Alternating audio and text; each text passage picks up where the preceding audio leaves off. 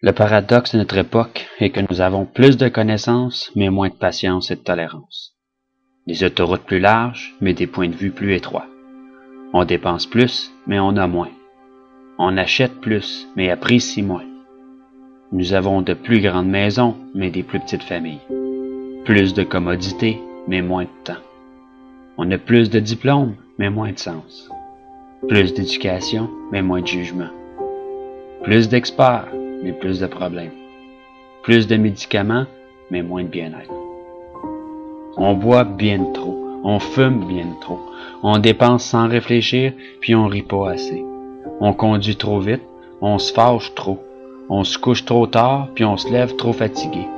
On lit pas assez, on regarde trop de TV, puis on ne médite pas assez. Nous avons multiplié nos possessions, mais perdu nos valeurs. On parle trop, aime trop rarement, puis haït trop souvent. On a appris à gagner sa vie, mais pas à la vivre. Nous avons ajouté des années à la vie, mais pas de vie aux années. Nous sommes allés sur la Lune, mais il nous est difficile de traverser la rue pour rencontrer un nouveau voisin. Nous avons conquis le cosmos extérieur, mais pas notre carrosse intérieur. On fait des choses plus grandes, mais pas meilleures. Nous avons plus d'hygiène, mais nous avons pollué même notre âme. Nous avons conquis l'atome, mais pas nos préjugés. On écrit plus, mais apprend moins. Nous planifions plus, mais accomplissons moins. On a appris à se stresser, mais pas à patienter.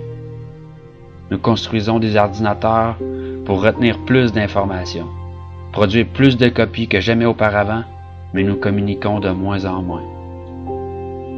Nous sommes à l'ère de la restauration rapide, mais de la digestion lente. Des grands hommes, mais des petites personnalités.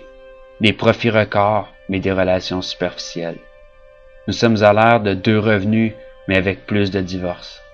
Des maisons plus fancy, mais avec des foyers brisés.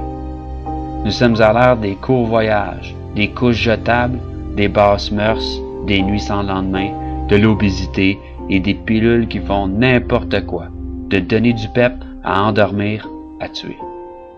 Nous sommes à l'ère des showrooms bien remplis avec des entrepôts vides. Rappelez-vous de dire « je t'aime » à votre partenaire et à vos bien-aimés. Mais surtout, pensez-le. Une bise et une accolade soulageront un mal lorsque sincère. Souvenez-vous de vous tenir la main et de chérir ce moment présent lorsqu'un jour cette personne nous quittera. Prenez le temps d'aimer, de parler et de partager vos pensées précieuses. Et n'oubliez jamais que la vie ne se mesure pas au nombre de souffles que vous prenez, mais par les moments qui nous coupent le souffle.